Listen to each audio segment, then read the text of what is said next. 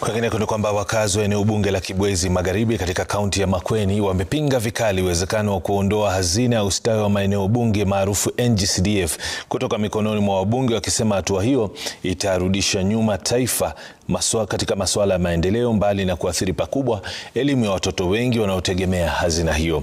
Wakizungumza kwenye kikao cha kutoa maoni yao kuhusu kuhalalishwa kwa hazina NG-CDF na vile ile ya NGAF maarufu NGAF, wakazi hao wanasema hazina hizo ziko karibu na mwananchi na zimekuwa na msaada mkubwa na kwamba hazifai kuondolewa. Mbunge wa Kibwezi Magharibi Mwengi Mutuse akisema vikao vya kukusanya maoni vinalenga kuhakikisha hazina hiyo inaambatana na katiba.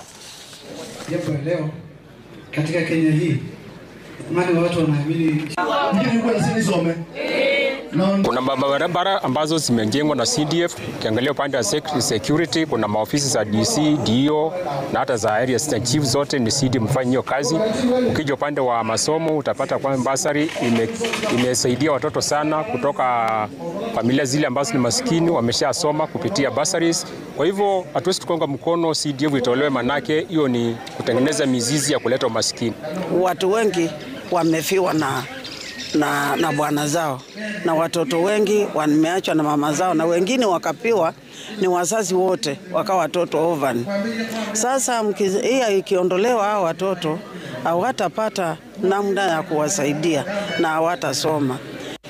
Jambo la kwanza, tunataka kubadilisha katiba ili hazina ya maeneo bunge ya maendeleo ambayo tunaita NG-CDF iwekwe ndani ya katiba.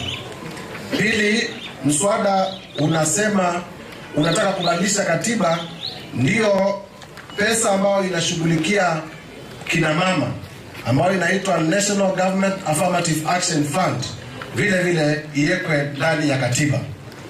Na jambo la tatu ni kuleta Senate Oversight Fund ambayo ni pesa ambayo inakusudiwa kusaidia maseneta wetu kufanya kazi yao ya kuangazia county oversight kwa njia ambayo inawepesa.